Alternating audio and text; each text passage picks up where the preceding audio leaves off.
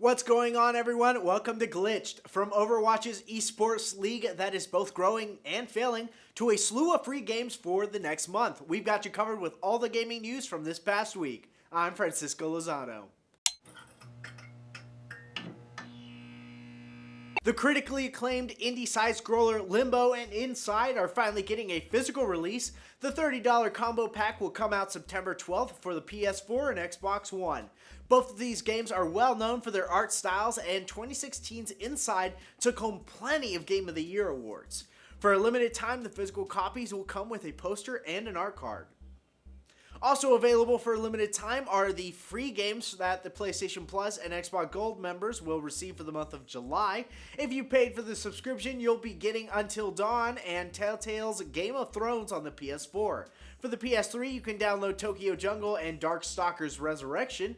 And for the still alive PS Vita, Element 41 and Don't Die Mr. Robot. Over on the Microsoft side, games with gold for this month on the Xbox One include Grow Up and Rumbo. And the Xbox 360 will be getting Kane and Lynch 2 and Lego Pirates of the Caribbean, both which can be played on the Xbox One.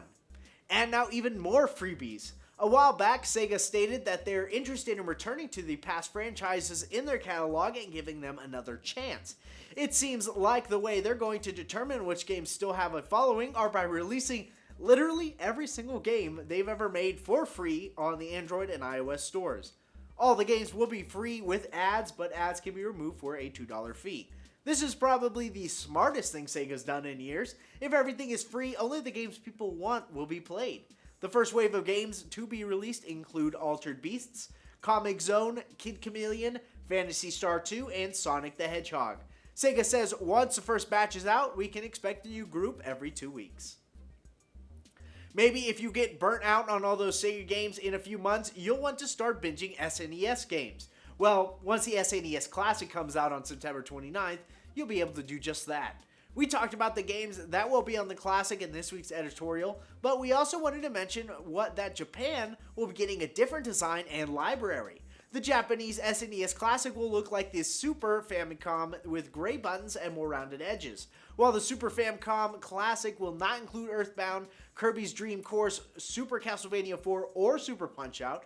It will have Fire Emblem, Mystery of the Emblem, Legend of the Mystical Ninja, Tetris Attack, and Super Soccer. Luckily, all systems will include Star Fox 2 no matter where you are. If you see the SNES Classic as more of a toy than anything else, we've got even more cool toy news for you. San Diego Comic-Con 2017 is coming up, and with each year's events comes a new line of exclusive merchandise. Headlining this year's Comic-Con is this awesome 8-piece set of Rocket League's pullback cars. These things look incredible, and they come with codes for exclusive cosmetic items. Some huge Pokemon plushies, new Star Wars pop figures, and an 8-piece Kingdom Hearts figure set, and much, much more will be available exclusively at Comic-Con. Every now and then we get some cool gaming news coming out of the convention, so hopefully we get lucky this year. More esports news. On Tuesday, the official esports league for Overwatch announced it would be doing its best to create a legitimate scouting report for teams to use when drafting. League Commissioner Nate Nanzar released a set of criteria players have to meet in order to be considered for scouting. Much of it is based on their in-game performance, but other obvious things like age and eligibility are factored in. So at the same time it seems that Overwatch League is on the brink of kicking off, the rumor mill surrounding it doesn't sound great. There's reports of some of the largest teams in the Pro Overwatch not being able to afford full-time players because there's just not simply enough money coming in from events and sponsors.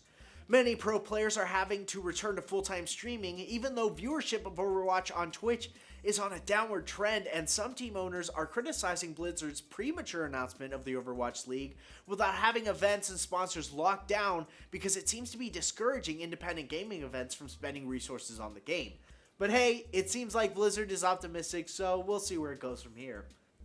Thank you for watching this episode of the Weekly Wrap-Up. If something we mentioned piqued your interest, or you feel like we missed a story, let us know in the comments down below. Make sure you also watch our 2 new editorials from this week. I talked about the stock war going on between Vivendi and Ubisoft, and Will covered Nintendo's announcement of the SNES Classic.